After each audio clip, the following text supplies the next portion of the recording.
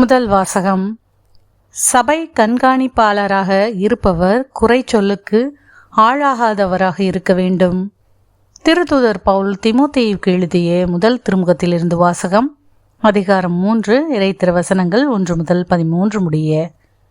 அன்பிற்குரியவரே, சபையை கண்காணிக்கும் பொறுப்பை நாடுகிற எவரும் மேன்மையானதொரு பணியை விரும்புகிறார். இக்கூற்று உண்மையானது. ஆகவே சபை கண்காணிப்பாளராக இருப்பவர் குறை சொல்லுக்கு ஆளாகாதவராகவும், ஒரு மனைவி கொண்டவராயும், அறிவு தெளிவு, கட்டுப்பாடு, விருந்தோம்பல், கற்பிக்கும் ஆற்றல் ஆகியவற்றை உடையவராயும் இருக்க வேண்டும். அவர் குடிவெறிக்கும் வன்முறைக்கும் இடங்கொடாது கனிந்த உள்ளத்தவராய் இருக்க வேண்டும்.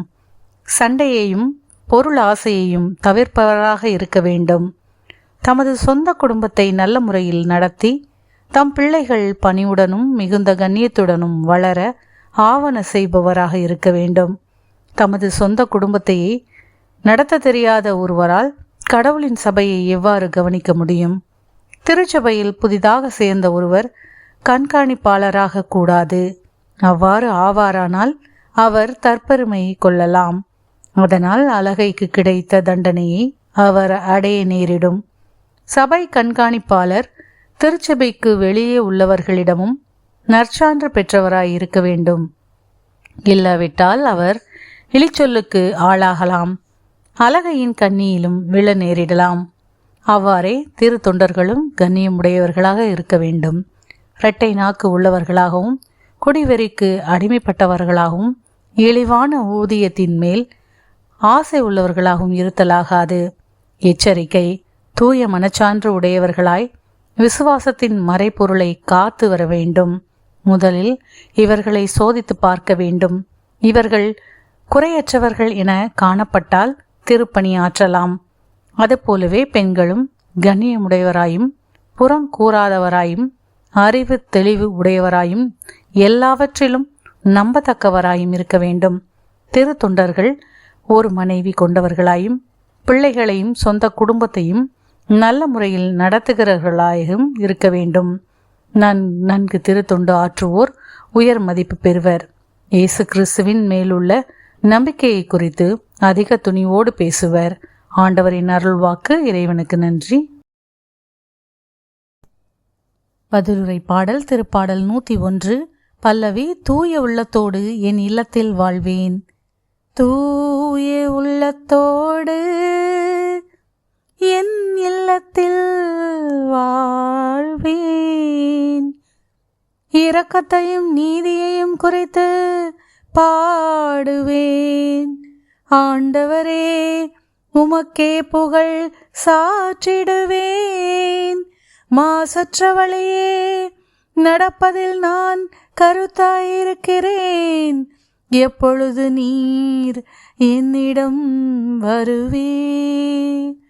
தூய உள்ளத்தோடு என் இல்லத்தில் வாழ்வேன். தூய உள்ளத்தோடு என் இல்லத்தில் வாழ்வேன். இழிவான எதையும் என் கண்முன் வைக்க மாட்டேன். நெறி தவறியவரின் செயலை நான் வெறுக்கின்றேன். தூய உள்ளத்தோடு என் இல்லத்தில் வாழ்வேன். நமக்கு அடுத்திருப்போரே, மறைவாக பழிப்போரே நான் ஒழிப்பேன். கண்களில் இருமாப்பும் உள்ளத்தில் செருக்கும் உள்ளோரின் செயலை நான் பொறுத்து கொள்ள மாட்டேன்.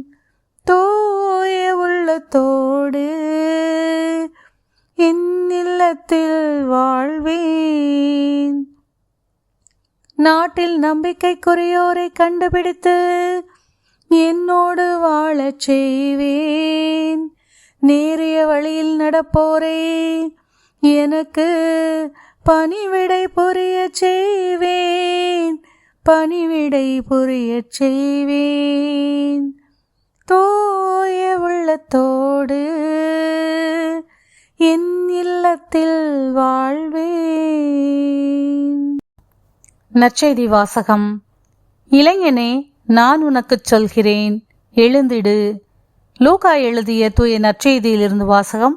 அதிகாரம் 7, இறை திருவசனங்கள் 11 முதல் 17 முடிய. அக்காலத்தில் இயேசு நயீன் என்னும் ஊருக்கு சென்றார். அவருடைய சீடரும் பெருந்திரளான மக்களும் அவருடன் சென்றனர். அவர் அவ்வூர் வாயிலை நெருங்கி வந்தபோது இறந்த ஒருவரை சிலர் தூக்கி வந்தனர். தாய்க்கு அவர் ஒரே மகன், அத்தாயோ கைம்பெண். அவ்வூரைச் சேர்ந்த பெருந்திரளான மக்களும் அவரோடு இருந்தனர். அவரை கண்ட ஆண்டவர் அவர் மீது பரிவு கொண்டு, அழாதீர் என்றார். அருகில் சென்று பாடையை தொட்டார். அதை தூக்கிச் சென்றவர்கள் நின்றார்கள். அப்பொழுது அவர், இளைஞனே, நான் உனக்கு சொல்கிறேன், எழுந்திடு என்றார். இறந்தவர் எழுந்து உட்கார்ந்து பேசத் தொடங்கினார். இயேசு அவரை அவர் தாயிடம் ஒப்படைத்தார். அனைவரும் அச்சமுற்று, நம்மிடையே பெரிய இறைவாக்கினர் ஒருவர் தோன்றியிருக்கிறார், கடவுள் தம் மக்களை தேடி வந்திருக்கிறார் என்று சொல்லி கடவுளை போற்றி புகழ்ந்தனர். அவரை பற்றிய இந்த செய்தி யூதேயா நாடு முழுவதிலும் சுற்றியுள்ள பகுதிகளிலும் பரவியது. ஆண்டவரின் அருள்வாக்கு. கிறிஸ்துவே உமக்கு புகழ்.